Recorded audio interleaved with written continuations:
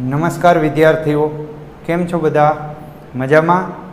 Alpha વિદ્યા સંકુલ તાલાળાના online એજ્યુકેશનના અંગ્રેજી વિષયના વિડીયો લેક્ચરમાં હું ધોરણ 11ના સર્વે વિદ્યાર્થીઓનું સ્વાગત કરું છું. આપણે આગલી વખતે ધોરણ 11-12 બંનેની અંદર ઉપયોગી એવું આમ તો બધા જ અંગ્રેજીની અંદર ઘણી જગ્યાએ આમનો વપરાશ થાય છે. કોમ્પિટિટિવ એક્ઝામમાં પણ ઘણી જગ્યાએ આ પૂછાય છે. એક્ટિવ એન્ડ પેસિવ વોઇસ એટલે કે કર્તરી અને કર્મણી પ્રયોગ. આપણે આગલા લેક્ચરની અંદર આગલા 2 લેક્ચરની અંદર પહેલા લેક્ચરની અંદર થોડો ઘણો પરિચય આમનો મેળવ્યો હતો અને પછી કારણ કે આમાં બાય આવે છે, કર્તા કર્મનું સ્થાન પરિવર્તન થાય છે, ટુ બીના રૂપ મુકાય છે, એટલે મેં એ બધું સમજાવવા માટે તમને પાર્ટ્સ ઓફ સ્પીચ બરાબર છે એટલે કે શબ્દ ભેદ અથવા તો શબ્દ પ્રયોગ, કારણ કે અહીંયા વોઇસ આવે છે. વોઇસ એટલે પ્રયોગ, વાક્ય પ્રયોગ. તો વાક્ય ભેદ અને વાક્ય પ્રયોગ અંગ્રેજીમાં જો કોઈ ઇંગ્લિશમાં કોઈ ટોપિક હોય તો પાર્ટ ઓફ સ્પીચ હતો. એમને એક લેક્ચર દ્વારા તમને સમજાવવાનો પ્રયત્ન કર્યો હતો. એ સમજ્યા પછી આજે આપણે ફરી વખત થોડું ઘણું રિવિઝન કરી અને આપણા આ ટોપિકની અંદર આગળ વધીએ. તો ફર્સ્ટ, એક્ટિવ વોઇસ એટલે શું? ફરી વખત કહી દઉં, વોઇસ એટલે અવાજ નહીં, વાક્ય પ્રયોગ અથવા તો વાક્ય ભેદ. જે વાક્યની શરૂઆત કર્તાથી થતી હોય તે વાક્ય કર્તરી પ્રયોગ છે. જે વાક્યની શરૂઆત કર્તાથી થતી હોય તે વાક્ય કર્તરી પ્રયોગ છે. એટલે કે ક્રિયા જે થતી હોય એનો કરનાર કરતા ખુદ હોય એટલે એ કર્તરી પ્રયોગ છે. એક ઉદાહરણ દ્વારા આપણે સમજીએ કે હી રોટ એન એપ્લિકેશન. હવે અહીંયા હીની જગ્યાએ કદાચ મારે હું એક નામ લખી નાખું એટલે તમને વધારે અનુકૂળ પડે. રવિ. રવિ રોટ એન એપ્લિકેશન. રવિએ એક અરજી, એપ્લિકેશન મીન્સ અરજી, એક અરજી લખી.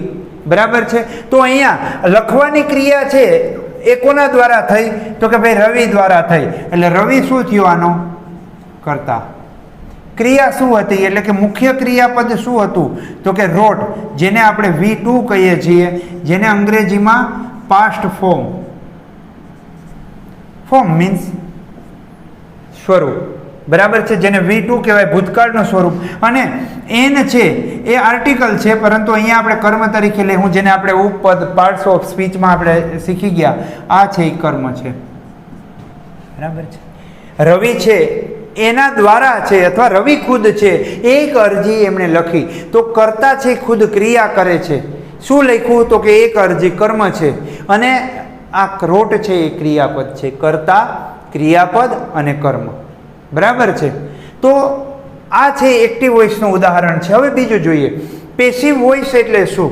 બરાબર, જે વાક્યની શરૂઆત કર્મથી થતી હોય તે વાક્યને કર્મણી પ્રયોગ કહે છે. એટલે કે ક્રિયાનો કરનાર કરતા ખુદ ન હોય તો એ વાક્ય કર્મણી છે. અહીંયા જુઓ, એન એપ્લિકેશન એ શું છે? કર્મ છે. વોઝ છે એ સહાયકારક ક્રિયાપદ છે. આપણે જોઈ ગયા પાર્ટ્સ ઓફ સ્પીચમાં. વોઝ રિટન, આ શું છે? ક્રિયાપદ. બાય છે એ નામયોગી, અવ્યય છે. અને હિમ છે એ કર્તા છે. બરાબર. આવી રીતે ફેરફાર થયો. ટૂંકમાં સ્થાન પરિવર્તનનો યોગ રચાણો. કર્તા છે એ કર્મની જગ્યાએ ગયો, કર્મ છે એ કર્તાની જગ્યાએ ગયો, કર્તા છે એ કર્મની જગ્યાએ આવ્યો. સહાયકારક ક્રિયાપદમાં ફેરફાર થયો. રિટર્ન છે V3 છે, ભૂતકૃદંત મૂકાણું. પછી આમાં જેને આપણે પ્રેપોઝિશન કહીએ છીએ, દ્વારા, ના દ્વારા, એવો અર્થ લેવામાં આવ્યો. એક અરજી છે એ અહીંયા આપણે હિમની જગ્યાએ રવિ લખવું હોય, મેં આગળ તમને રવિ લીધું ઉદાહરણમાં, તો એ પણ લખી શકાય. રવિ દ્વારા એક અરજી લખાયેલી હતી. બરાબર છે. અહીંયા રવિએ એક અરજી લખી, અહીંયા રવિ દ્વારા એક અરજી લખાયેલી હતી અથવા એક અરજી તેના દ્વારા લખાયેલી હતી. ટૂંકમાં સ્થાન પરિવર્તનનો યોગ રચાણો. બરાબર છે. તો હવે આપણે આ 2 ઉદાહરણ ઉપરથી અમુક નિષ્કર્ષ ઉપર પહોંચીએ. તો એક્ટિવમાંથી પેસિવમાં થતા ફેરફારો. બરાબર. પેલો ફેરફાર શું થયો? મૂળ કર્મ છે. બરાબર, એ કર્તાનું સ્થાન લે છે. અહીંયા મૂળ કર્મ કયું છે? એને એપ્લિકેશન છે. એને ક્યાં આવ્યા? તો કે એ કર્તાના સ્થાને આવ્યા. ટૂંકમાં મૂળ કર્મ છે એ કર્તાનું સ્થાન લે છે. બરાબર, સ્થાન પરિવર્તન થયું. પછી બીજો નિષ્કર્ષ છે, મૂળ કર્તાને કર્મના સ્થાને ક્રિયાપદ પછી મુકાય છે. મૂળ કર્તા કોણ છે? રવિ છે અથવા તો હી લઈએ. બેમાંથી એક ગમે તે. રવિ છે એ કર્તા છે, એને કર્મના સ્થાને લીધો એટલે કે એને એપ્લિકેશનની જગ્યાએ લઈ ગયા, પણ કેના પછી? ક્રિયાપદ પછી અથવા તો મુખ્ય ક્રિયાપદ પછી. અહીંયા રિટર્ન છે ક્રિયાપદ છે, એમના પછી આપણે હી મૂક્યું જો સર્વનામ હોય તો, અને નામ હોય તો એઝ ઇટ ઇઝ રવિ મૂક્યું. ટૂંકમાં કર્તા કર્મનું સ્થાન પરિવર્તન થયું. હવે આ બાજુ જોઈએ, બરાબર. તે કર્મ પહેલા બાય મૂકવું જરૂરી છે, જેને મેં નામ યોગી અવયવ કીધા હતા, બરાબર. એ મૂકવું, બાય મૂકવું જરૂરી છે. મુખ્ય ફેરફાર, સૌથી અગત્યનો ફેરફાર જો ક્યાંય થયો હોય ને તો એ શેમાં થયો છે? ક્રિયાપદમાં થયો. સૌથી અગત્યનો ફેરફાર ક્રિયાપદમાં થયો. કાળ અને કર્તા વચન પ્રમાણે ટુ બીના રૂપો મૂકવા અને તેની સાથે મુખ્ય ક્રિયાપદનું અહીંયા પણ અગત્યનું છે પાસ્ટ પાર્ટિસિપલ, જેને આપણે V3 કહીએ છીએ અથવા તો ભૂતકૃદંત કહીએ છીએ, એનું રૂપ મુકાય છે. એક્ટિવ વોઇસમાં કર્તા સર્વનામ હોય તો પેસિવ વોઇસમાં બાય પછી સર્વનામનું ઓબ્જેક્ટિવ કેસ. યાદ રાખો, ઓબ્જેક્ટિવ કેસ મીન્સ કર્મ વિભક્તિનું રૂપ મુકાય છે. જો કર્તા તરીકે અહીંયા મેં તમને આગળ જ કીધું કે રવિ અને હી બંને વસ્તુ લીધી. નામ હોય, પરંતુ જો નામ હોય તો કોઈ ફેરફાર થતો નથી.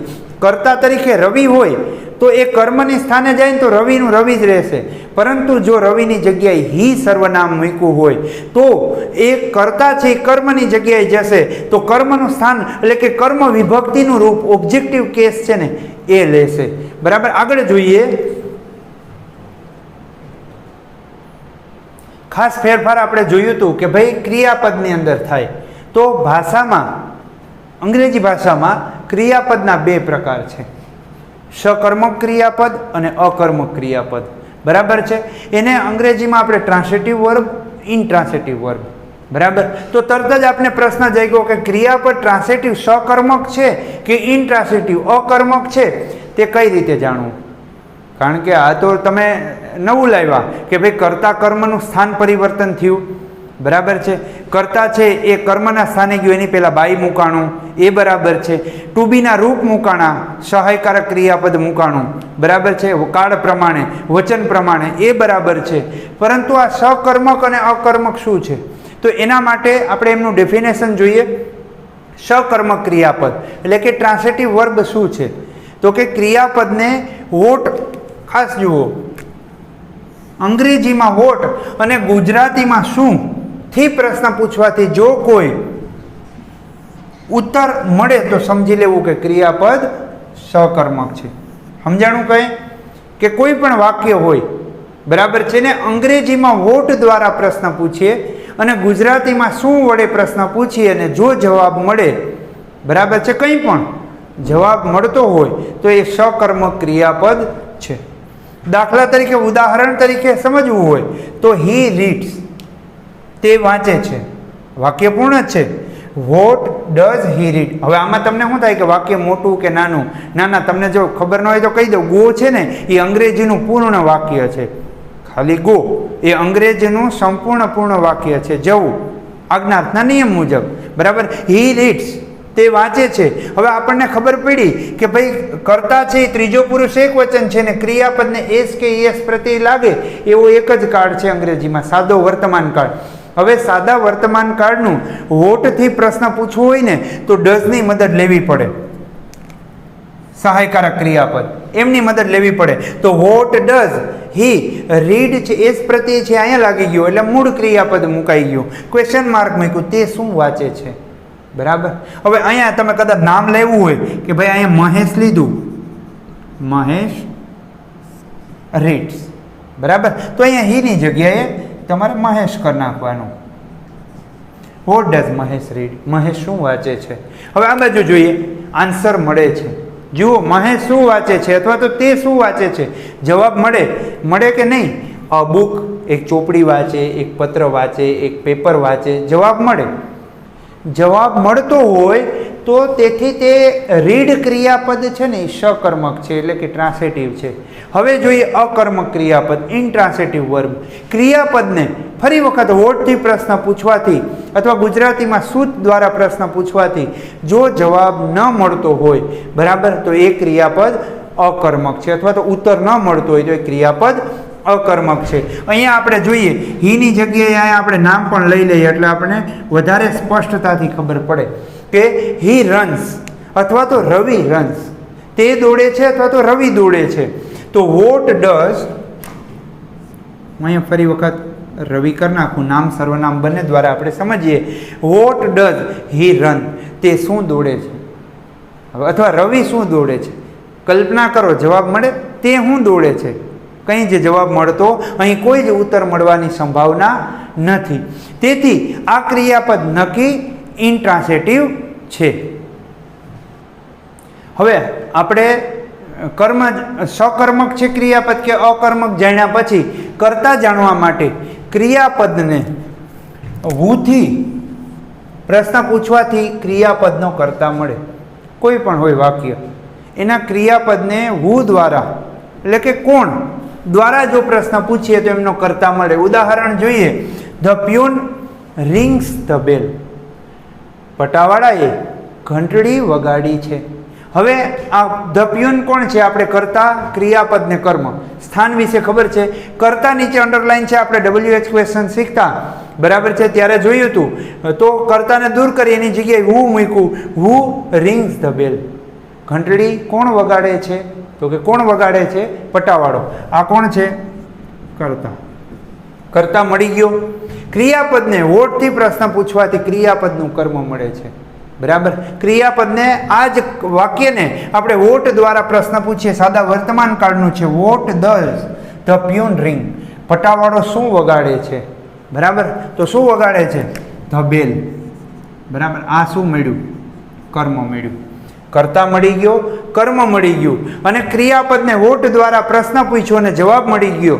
એટલે કે કર્તા અને કર્મ યોગ્ય સ્થાને છે, તેમજ ક્રિયાપદ સકર્મક છે. માટે આ વાક્ય એક્ટિવ વોઇસનું છે, આમનું પેસિવ થશે.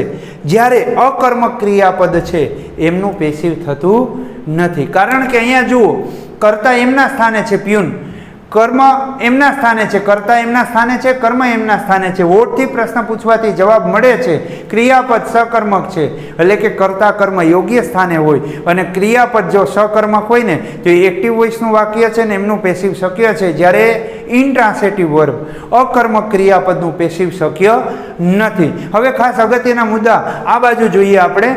એક્ટિવ વોઇસમાં કર્તા તરીકે નામ હોય તો બાય પછી નામ જ આવે છે, જે મેં આગળ તમને ફેરફારોમાં કીધું હતું કે ભાઈ એક્ટિવમાંથી પેસિવમાં થતા ફેરફારો. પરંતુ જો કર્તા તરીકે સર્વનામ, ખાસ ધ્યાન રાખો, સર્વનામ નામના બદલે મુકાય. એટલે તો વિદ્યાર્થીઓ મેં તમને પાર્ટ્સ ઓફ સ્પીચ શીખવા, કારણ કે એમાં તમને ખ્યાલ પડ્યો, કારણ કે એમાં આવ્યું હતું ને પ્રોનાઉન, સર્વનામ એટલે શું બરાબર છે. એમાં આપણે એમની વ્યાખ્યા જોઈ, એમના ઉદાહરણ જોયા હતા. એટલે કે સર્વનામ હોય તો નીચે મુજબનું કર્મ વિભક્તિ, જેને ઓબ્જેક્ટિવ કેસ કહેવાય છે, એમનું રૂપ મુકાય છે. અલગ અલગ છે. કર્તા આય આપ્યો હોય તો કર્તા તરીકે આય હોય તો એમનું સ્થાન પરિવર્તનનો યોગ રચાય ત્યારે આય કેની જગ્યાએ જાય, કર્મની જગ્યાએ જાય. તો કર્મની જગ્યાએ કર્તા ન મુકાય, પરંતુ શું મુકાય, કર્મ વિભક્તિનું રૂપ મુકાય, આયનું. વી આવ્યું હોય અને એ કર્મની જગ્યાએ જાય તો બાય અસ. બાય છે એ આમાં બાય ડિફોલ્ટ છે, એટલે કે એ હકીકતમાં તો પેલું છે, પ્રેપોઝિશન છે, નામ યોગી અવ્યય છે બરાબર. યુ છે તો એમનું બાય યુ થશે. હી છે પુરુષવાચક નામ હોય તો એમનું હિમ થશે. સી હોય તો એમનું હર થશે. ઈટ હોય તો એમનું ઈટ થશે. અને ધેય હોય તો ધેમ થશે. યાદ રાખો, ફરી વખત કહું છું કે જો નામ હોય ને તો નામ જ મુકાશે. જેમ કે રવિ હોય, છગન હોય, મગન હોય, રીના હોય, ટીના હોય, ગીતા હોય તો એ નામ જ આવશે. પરંતુ જો એમની જગ્યાએ સર્વનામ આવ્યું તો કર્તા વિભક્તિનું સર્વનામ સ્થાન બદલી અને કર્મની જગ્યાએ જાહે તો કર્મ વિભક્તિનું રૂપ મુકાશે. ખાસ ધ્યાન રાખજો. હવે આપણે કર્તા, કર્મ, બાય એટલે કે નામ યોગી અવયવ, સર્વનામ હોય તો કર્મ વિભક્તિનું રૂપ, સકર્મક, અકર્મક શીખા પછી જે પેસિવ વોઇસની આપણે વાક્ય રચના, જે એમનું સ્વરૂપ આપણે આગલા લેક્ચર એટલે કે પહેલા લેક્ચરની અંદર જોયું હતું, તો એમાં હવે એક વસ્તુ બાકી રહી કે વાક્યમાં કાળ પ્રમાણેના સહાયકારક ક્રિયાપદની યાદી. હરેક કાળ પ્રમાણેના વાક્ય આવશે, એમના સહાયકારક ક્રિયાપદ મૂકવા પડશે બરાબર. તો જોઈએ સાદા વર્તમાન કાળ, તો એમાં ટુ બીના 3 ક્રિયાપદ, એમ, ઇઝ અને આર. ટુ બીના 3 રૂપો વર્તમાન કાળના એમ ઇઝ આર પ્લસ V3 મૂકવાનું છે. સાદો ભૂતકાળ તો કે વોઝ અને વર પ્લસ V3 મૂકવાનું છે. સાદો ભવિષ્યકાળ શેલ અથવા તો will plus be plus V3. Modals એટલે auxiliaries can, could, would, should, ઘણા બધા શબ્દો છે, મસ્ટ છે, ડેર છે, પરંતુ અહીંયા આપણે models plus be plus V3. તો આ તો સાદા ભવિષ્યકાળ જેવી જ રચના થઈ. હા, મોડલ્સની વાક્ય રચના છે ને સાદા ભવિષ્યકાળ જેવી જ છે. ચાલુ વર્તમાન કાળ તો કે ભાઈ એમ ઇઝ આર. આને યાદ એવી રીતે રાખવાનું કે આઈએનજી દૂર કરી અને આઈએનજી ક્યાં મૂકી દેવાનું તો કે બીઇંગમાં, બીઇંગ કરી નાખવાનું, પ્લસ શું મૂકવાનું V3. ચાલુ ભૂતકાળ તો કે was, were plus being, V3 તો છે જ. પૂર્ણ વર્તમાન કાળ તો કે have, has plus been plus V3. પૂર્ણ ભૂતકાળ એક જ રૂપ છે હેડ, બરાબર, પ્લસ બીન પ્લસ V3. પૂર્ણ ભવિષ્યકાળ shall, will plus have been plus V3. ટૂંકમાં દરેકની અંદર V3 આવે છે તો એના ઉપરથી કહી શકીએ, એક આપણે નિષ્કર્ષ ઉપર પહોંચીએ કે હંમેશા પેસિવ વોઇસમાં V3 એટલે કે જેને આપણે અંગ્રેજીમાં પાસ્ટ પાર્ટિસિપલ એટલે કે ભૂતકૃદંત અનિવાર્ય છે. ફરી વખત સમજાવી દઉં. સહાયકારક ક્રિયાપદ સાદો વર્તમાન કાળ હોય તો એમ ઇઝ આર, એમ આવશે, આઈ સાથે એમ, બરાબર છે, વી સાથે આર, યુ સાથે આર, હી સી ઇટ સાથે ઇઝ અને ધે સાથે આર. એ રીતે ટુ બીના રૂપ મૂકાશે પ્લસ V3 મૂકાશે.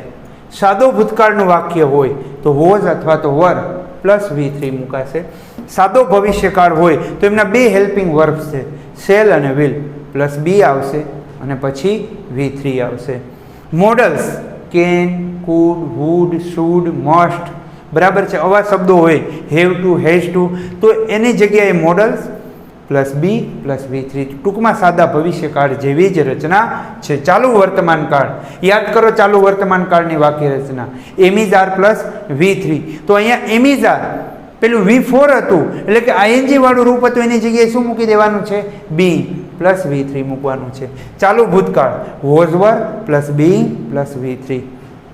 પૂર્ણ વર્તમાન કાળ I have, we have, you have, he she it has, they have, એ કરતા પ્રમાણે have has plus been plus V3.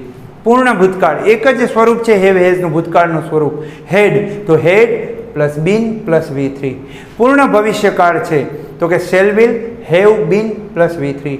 તો કે હંમેશા ખાસ યાદ રાખવાની વસ્તુ એ કે હંમેશા પેસિવ વોઇસમાં V3 એટલે કે પાસ્ટ પાર્ટિસિપલ ભૂતકૃદંત જ અનિવાર્ય છે. ટૂંકમાં કોઈ પણ કાળની રચના હોય, બરાબર છે, પેસિવ વોઇસની અંદર મુખ્ય ક્રિયાપદનું ભૂતકૃદંતનું જ સ્વરૂપ આવે છે. એક વખત નજર મારી લ્યો. હવે બાકીનું કન્ટેન્ટ છે એ આપણે આગલા લેક્ચરની અંદર ભણીશું. ધન્યવાદ.